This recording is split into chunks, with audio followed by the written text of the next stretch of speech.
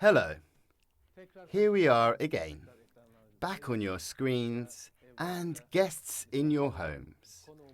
Saeed Mohammadi Duraki is our guest. He has been our guest before. We have a lot to talk about, so I won't waste any time and will directly start talking to him.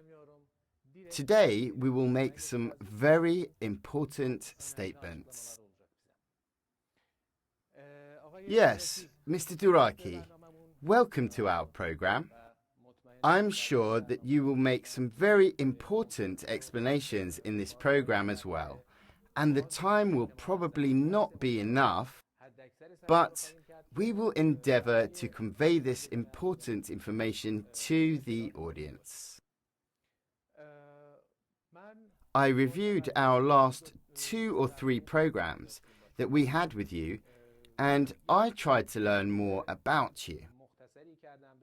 In this context, I took a look at your White Operation website and also other sites that published news about you.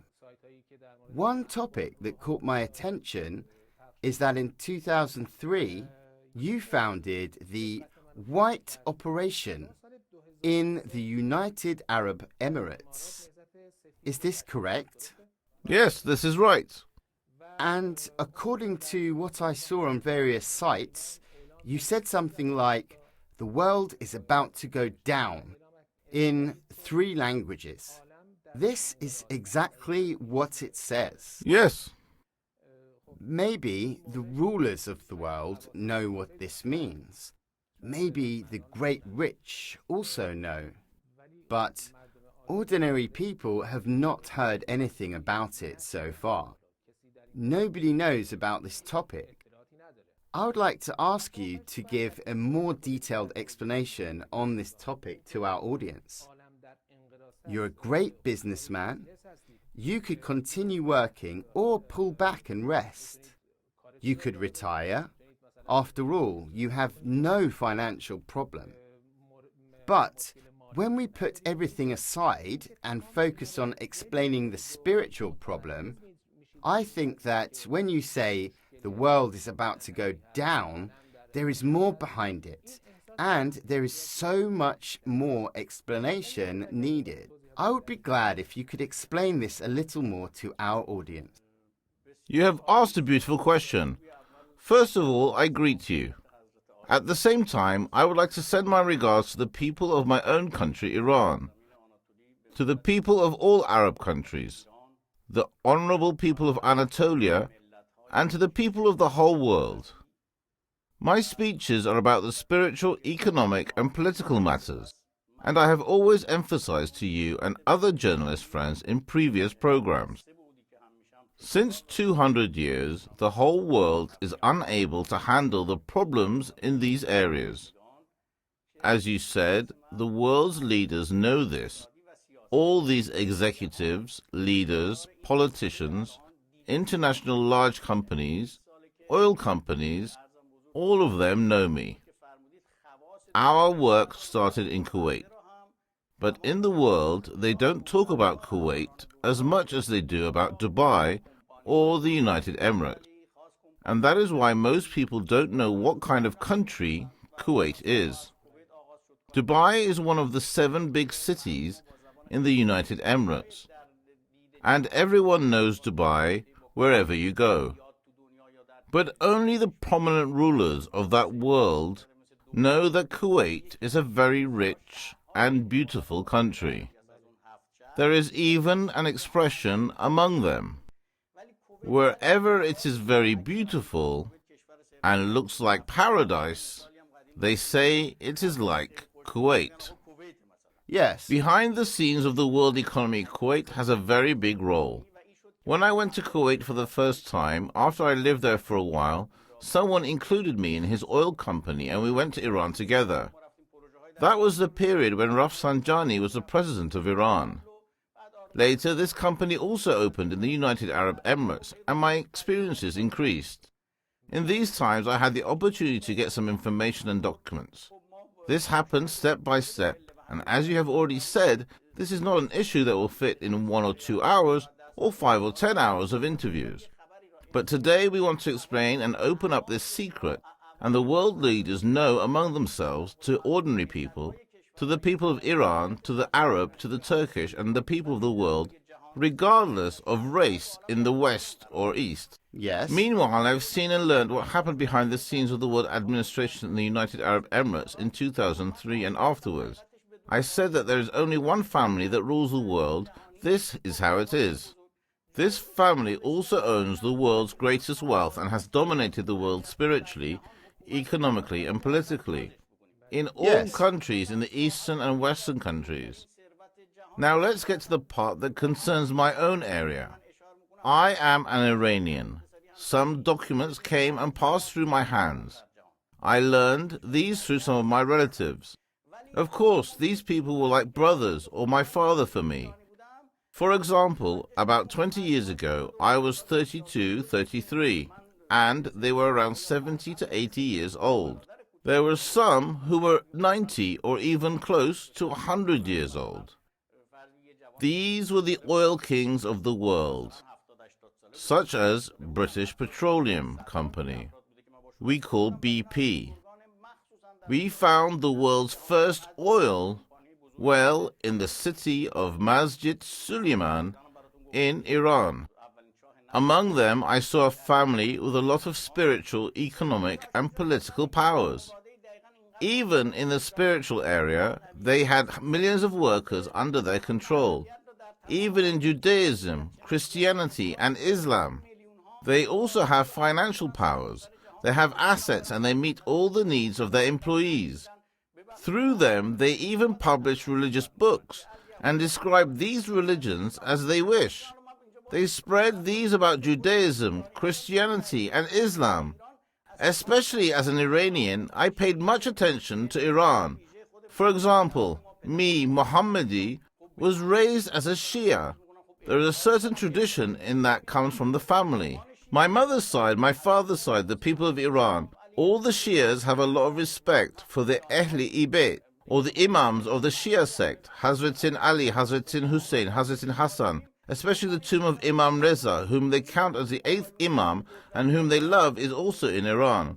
We have been accustomed to this since childhood. I noticed one thing, these men are not Muslims, they are Jewish or of other religions, but they have published books in all religions, including their own, and they have promotional publications on sex. The issues caught my attention.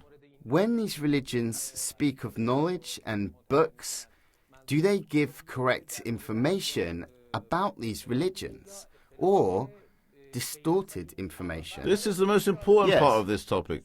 I was getting to this point slowly, but now you ask me right away about it. Because this is exactly, but unfortunately they're giving totally false information about religions.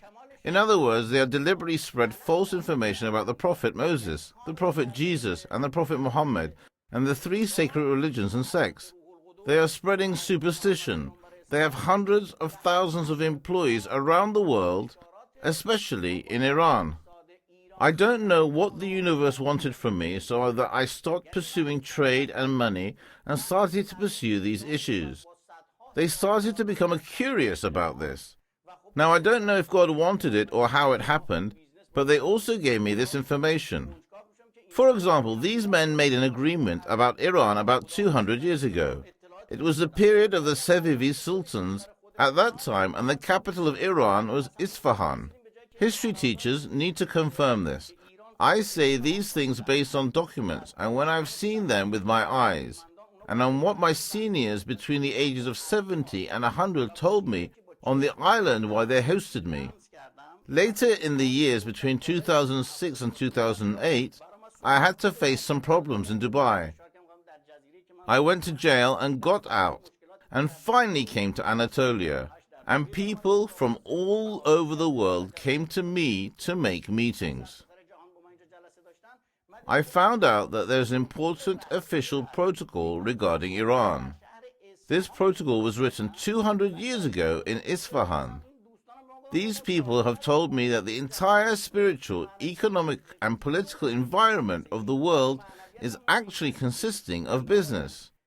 We do business in spirituality as well as in politics. Economy is a field of trade anyway.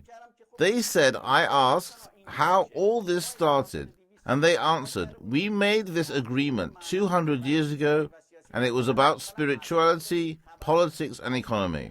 On the other hand, we knew that we would encounter a huge global mega-economic event in that region after 80 to 90 years, and that was petroleum. We had documents and prophetic sources, they said, even those books were written in Hebrew. How old were these Hebrew books that were talked about? These are from a long time ago. According to what these men told me, they could be from 1,000 years ago, maybe 2,000, or maybe even more for 3,000 years ago. But they understood this from those ancient inscriptions, 200 years ago. If I'm not mistaken, some of these writings are in Persian and Greek, so they are from Greek philosophers or something. As you know, I never went to university, and what I say is entirely related to what I've seen and experienced. So I'm not one of that reads a book in the night or gets information over the internet and comes here to talk in the mornings. I am explaining what I saw behind the scenes. So I'm not explaining that he or she said this or that, as some of the commentators do on television. They told me we knew from ancient sources that oil would be found in 80 to 90 years from now. We signed an agreement in Isfahan within the family, they said. So even before it was found, I think about it. It takes 2 years until 5 years to lay the groundwork for building a factory. For example, before any trade is made between two people, the partners first make an agreement, sign, and then start to work. They said we knew that oil would come out. That's why we made the commercial agreement within the family, and then we moved on. Those who spoke to me were Farsi by race, but Jewish by faith. They called themselves Persian Jews. They continued by saying, in this agreement, we decided that Iran and its people will live as prisoners, so they will always live a troubled life. Then, 110 years ago, the first oil well was opened in the city of Mesjid Suleiman. In this business, two families were partners, with 49 and 51% shares. The partnership started, oil was found, and by the time the wealth increased and technology was updated, they said that even this was considered in this agreement.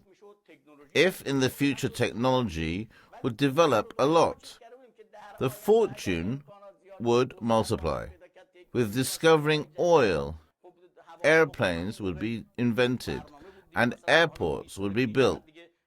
Or the internet or email communication existed already 110 years ago, but only the US Army was using it.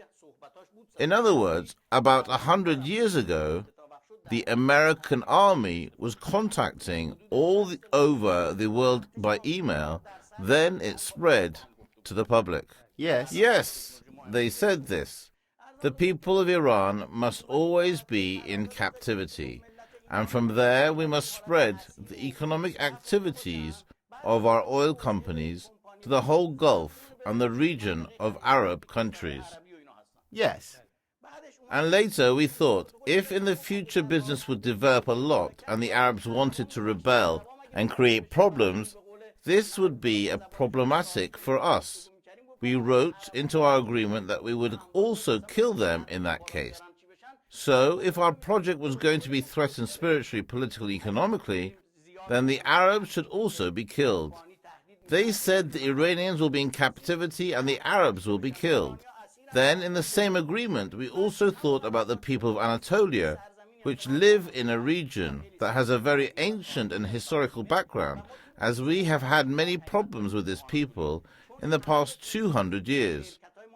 Our organization has infiltrated all over the world, but we would not achieve this in Anatolia, although we wanted it so much, and we could not place a group or gang there. Of course, they said, unfortunately we couldn't do it. But one of them said, Turks cannot be bought easily. So, how do they say? They cannot be persuaded. Yes, they cannot be persuaded.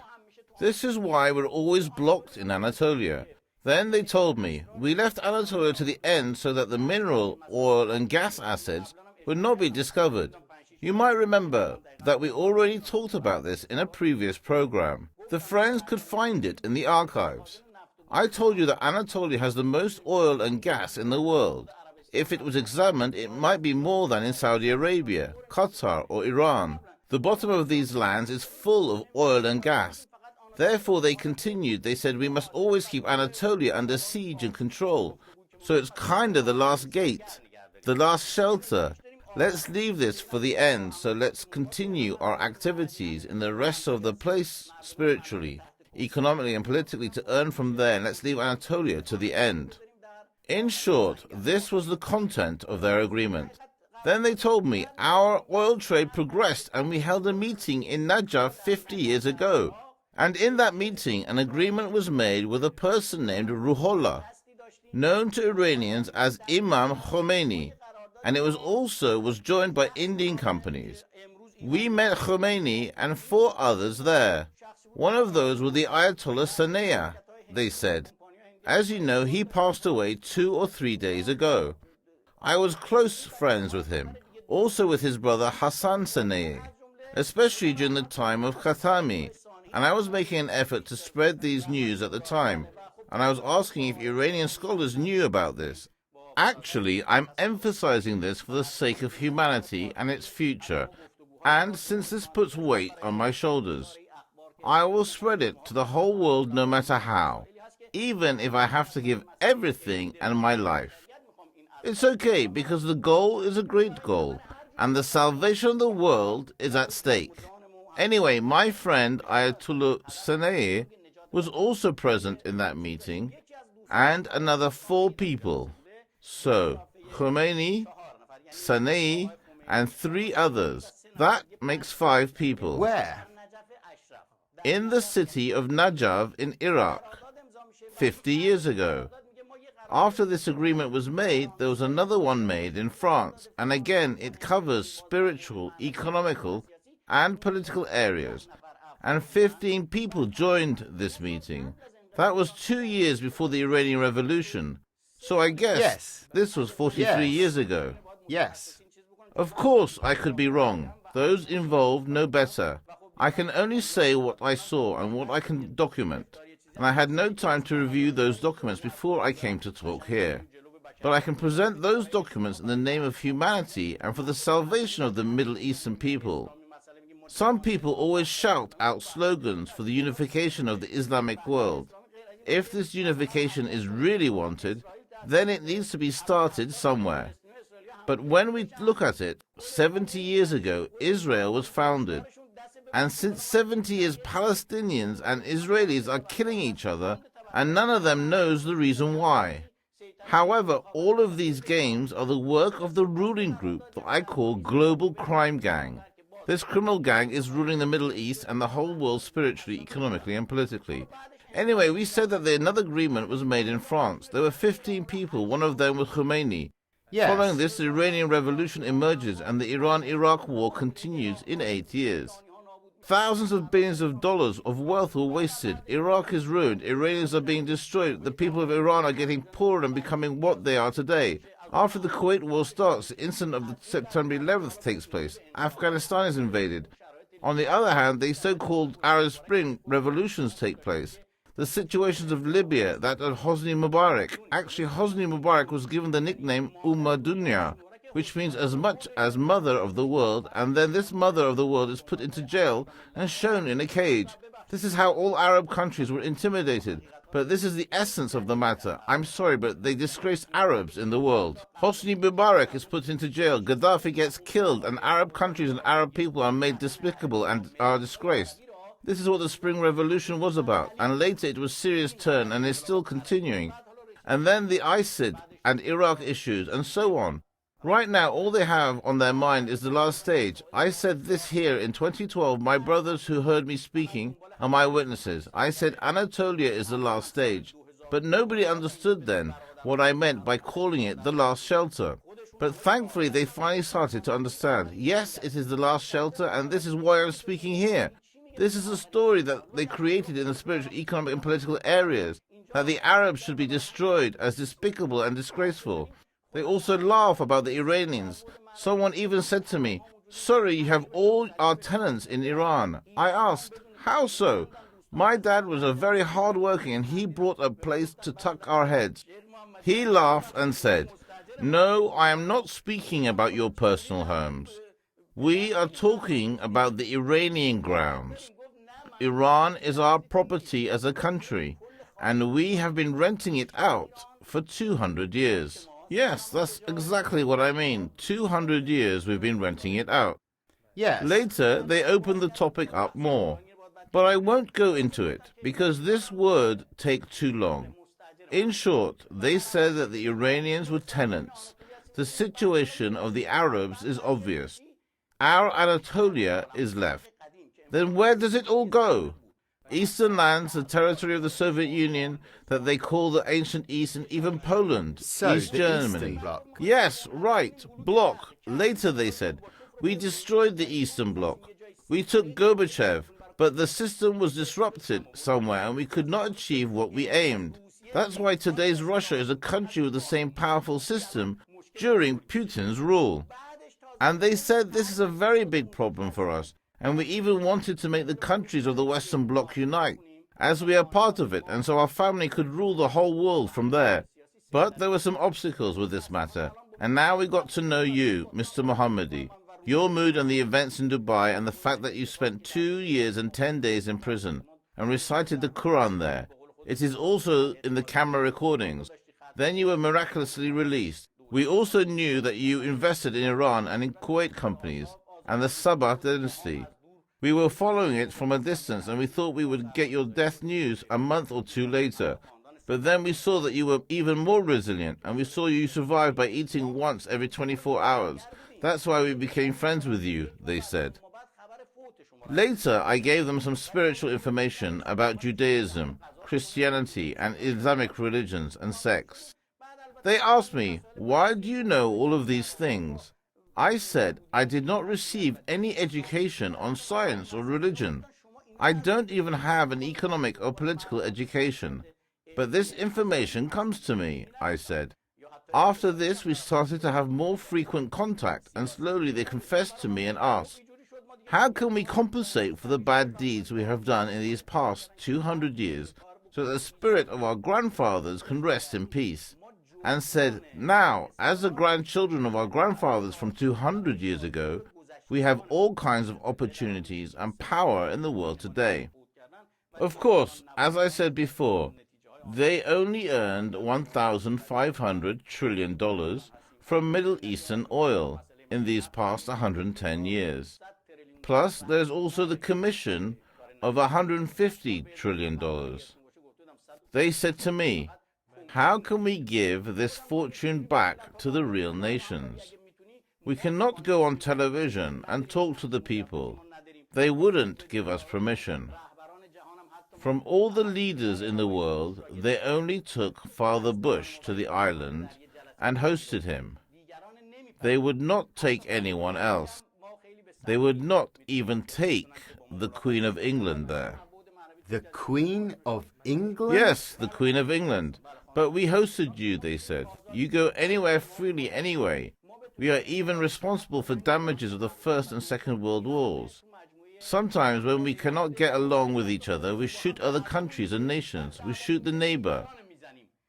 For example, when we cannot agree with each other in profit sharing, we make up a revolution in Iran, strike Iraq, start a war in Kuwait, Afghanistan. They all come out of the family war." Those who cannot agree and start shooting others, are these two families or more? No, two families. Two families? Two families, both on the same pole. This is an important point, I mean. It's not like the East-West conflict issue we've always heard about. Two families, one pole. Two families, we can say it like this. This is about two families of two cousins. Well, now you have explained some details in this context. However, I'm also aware that we are still far from the main issue, but I have some things on my mind. For example, on the Iran issue, or the meetings held in Najaf and France with the participation of Khomeini. and the subsequent revolution and other developments. While I was thinking about these, of course I am surprised that I haven't heard any of these things from other sources. I wonder if opposition groups and polls inside or outside Iran, which sometimes open similar matters, also know about these issues. Yes, that's a good question. I hope I can still answer this as we are also approaching the end of the airtime. Look, I founded the Iranian White Operation in Dubai in 2003.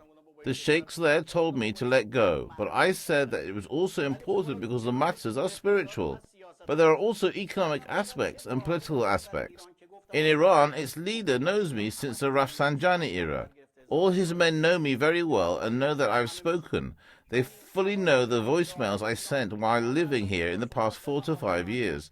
I even went to Iran 4 to 5 years ago. I spoke and took my book of 8 volumes to Khamenei and President Rouhani, but the police took the books and destroyed them. I went to Iran, and with these documents I wanted to explain that the destruction of the world is approaching. These are the documents of the events in 2003. I gave it to them, and I said, come and get these documents, and ask me what you want. I was even meeting with Gorbachev, one of the democratic characters in the Middle East. Now, Mr. Khamenei, who claims to be the leader of the world's Muslims, has so much power. Can't he ask me why I am meeting with these people? If he asked, I would answer. They didn't ask. Iran's inside is like this. In the period of Rafsanjani, we directed investments to Iran and everyone made a fortune on our back. But that is okay, since everybody should win in trade. In the inside of Iran, they knew me since then. And now I went myself and gave the documents containing the secrets in book form. It is also known where the books are. They are in the hands of Iran's government. One of the commanders of the Revolutionary Guard came and took the books to the leader so he could ask me the necessary questions. I told them I am not in a position to give anything and come and talk. I am giving spiritual, economic and political secret for the benefit of humanity. Ask your questions in this area so I can resolve your doubt. I said you either do not know what these documents contain or you purposely ignore it. This is not important, I said. If you do it deliberately, I have the solution to salvation. If you do not know, then you will awaken the Iranian nation, which will be a pride for you, and then the Islamic countries, the Middle East, and the whole world will be saved. This is the situation of Iran, and we could not do a result. The ones outside also know me, for example, Prince Reza Pahlavi, who wanted to support the Iranian nation, who probably wanted to bring back the Sultanate, or the Mujahid community, or all those other than Iran, which called itself dissident. My information is not enough. I can only tell the fact. Not one of these opposing gentlemen came to me in these 17 years. I have a document. Prince Reza Pahlavi pasted my photo on a piece of paper in his office in Washington and sent it to Dubai and said, this is an Iranian who has had a hardship. However, I did not have any troubles. I have trying to give good to my people by working in Iran. I transferred billions of capital. My company was trading world oil in Dubai. We had big oil ships. We had the biggest gold mines. I was not a disgraceful person who was in trouble. They sent letters that said, take a good look at this. I even received this letter after I released and living in a 5-star hotel. Look, they don't know about the incident properly. But there's one thing I cannot figure out. Why don't these Persian citizens inside and outside of Iran keep quiet and make me talk? If the group I call criminal gang has surrounded them, they can say it. It's okay. I'll save them. Whether they know or don't know, it's not a problem. They should come. I will save them. If they want to know the truth, let them come and take these informations from me while I'm alive, so that all the people of the world will be comfortable. Otherwise, they will destroy the whole world. That have no mercy on the West or the East. They are just two families. I hope that we will start with these news and provide better and clearer detailed news in the future. Hopefully, yes. Unfortunately, the duration of our program is not long enough for the information you want to provide. Sorry, if we could do this in Arabic. It would be very efficient, and we could spread it to the world. Yes. Yes. Yes, there could be a press conference. Yes. Questions there could be a could be rally asked, or a press conference. And I would answer them. Because even I have many questions on my mind. You say some information is given to you so that you can pass it on to everyone. I still do not understand this, and I hope we will talk about it in the future. Yes, there could be a press conference.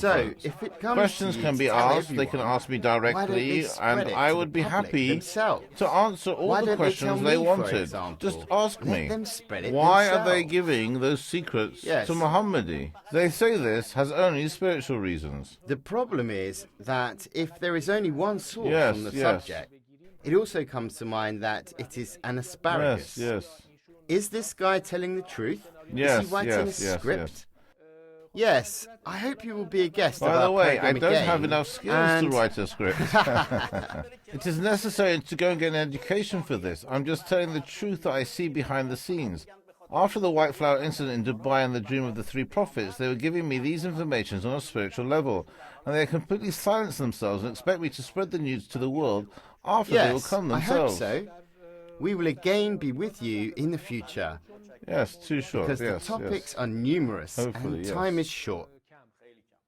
I hope there will be an opportunity and we Yes, will of examine course. these issues together again. Thank you very much for watching us. Our airtime is coming to an end, but the topics are still very wide, and I hope we will again be guests in your homes. Thank you and good evening.